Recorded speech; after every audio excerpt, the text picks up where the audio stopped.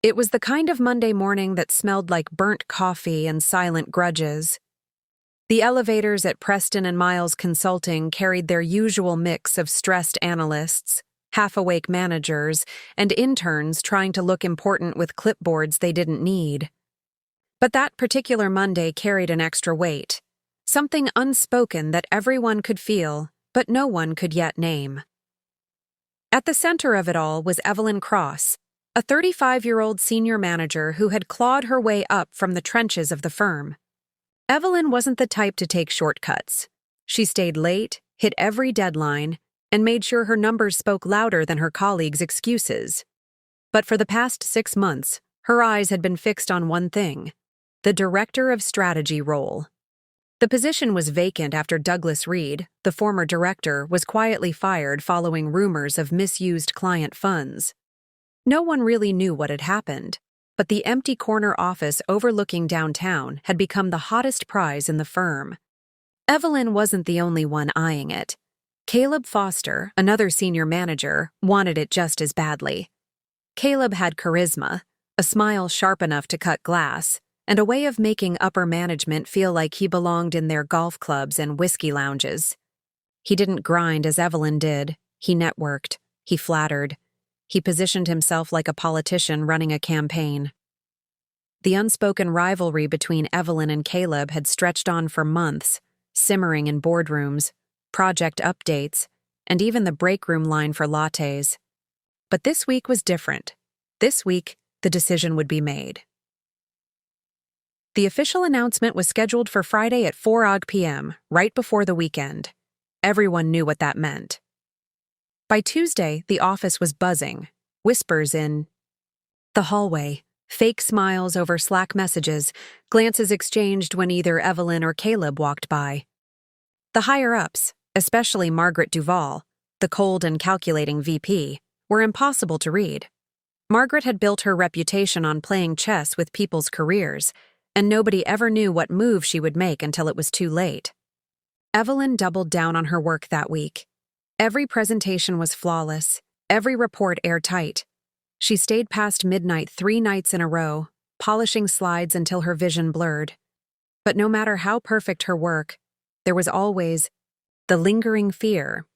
What if this wasn't about the work at all? On Wednesday, she found out it wasn't. She was in the copy room when she overheard 2 consultants whispering, "Did you hear? Caleb's been having dinners with Margaret." Yeah, not work dinners either. Her stomach dropped. Evelyn didn't want to believe it, but the seed was planted. If Caleb was cozying up to Margaret outside of work, then his campaign for the director's seat had just turned personal. That night, Evelyn opened her laptop at home and stared at her glowing screen. She had done everything right. Every metric, every client deliverable, every leadership box checked. But if the game wasn't fair, what chance did she have? Still, Evelyn wasn't one to fold. If the rules were crooked, she would find her own way to bend them. By Thursday morning, tensions were so thick you could feel them in the air. The staff avoided choosing sides publicly, but privately, bets were being placed. Half thought Caleb's charm would win. The other half knew Evelyn's results were undeniable. Around noon, Evelyn was called into Margaret's office. "Evelyn," Margaret said, her voice cool as ice. "Close the door." Evelyn did as told, her heart thudding. "I've reviewed your work, and it's strong. No one doubts your capabilities," Margaret began, her eyes narrowing slightly. "But leadership isn't just about numbers. It's about presence, influence. Do you understand?" It was a dagger in disguise. Evelyn understood perfectly. Margaret was telling her that Caleb's ability to schmooze outweighed Evelyn's results. When she left the office, her hands trembled. She wanted to scream, but instead, she swallowed it down. If Caleb thought charm would save him, he was about to learn how dangerous Evelyn could be when cornered. Thursday night, Evelyn found herself scrolling through old emails, client records, and performance reports.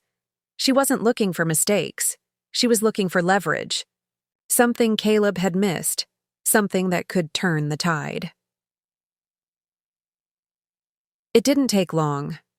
Buried in a client expense file, she discovered Caleb had approved travel charges that didn't match the project scope.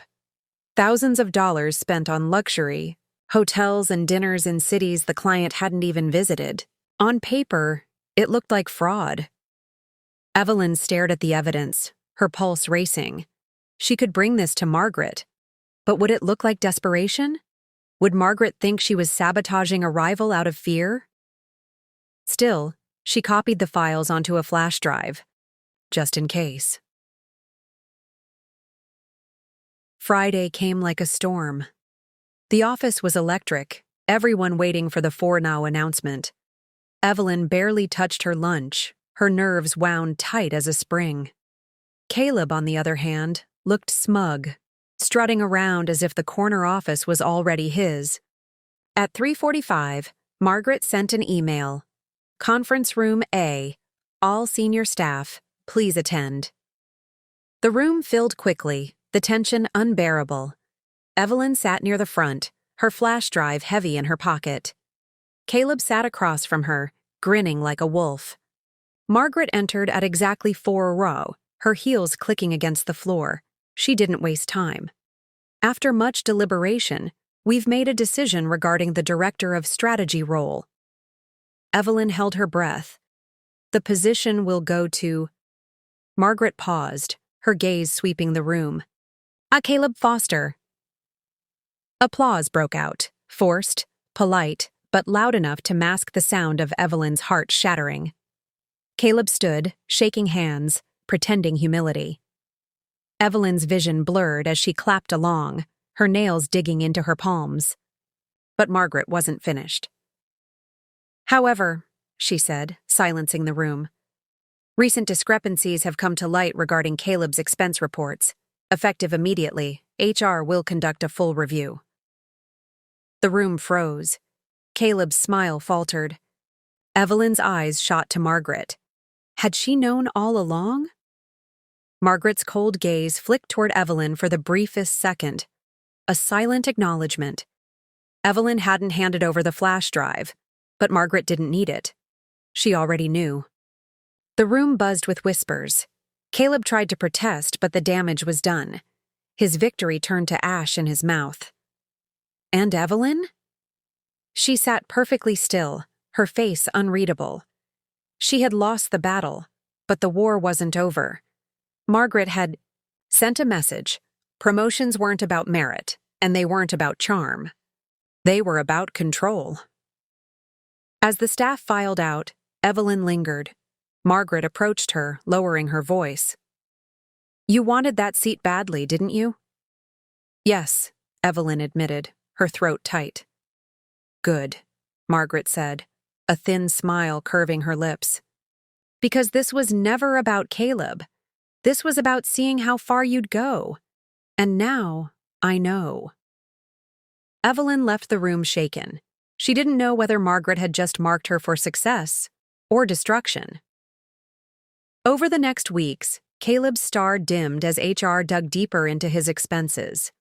He wasn't fired, but he was tarnished, his reputation bruised beyond repair. Evelyn, meanwhile, found herself pulled into higher-level meetings, given more exposure, more responsibility. Margaret had her eye on her now. But Evelyn couldn't shake the feeling that she was playing a game whose rules she still didn't fully understand. Margaret had tested her once. She would test her again. Late one night, Evelyn stood by the window of the empty office floor, looking out over the glittering city. She had thought the promotion would be the prize, but now she saw the truth. The real prize wasn't the corner office. The real prize was surviving long enough to take control of the whole damn floor, and she wasn't about to lose again.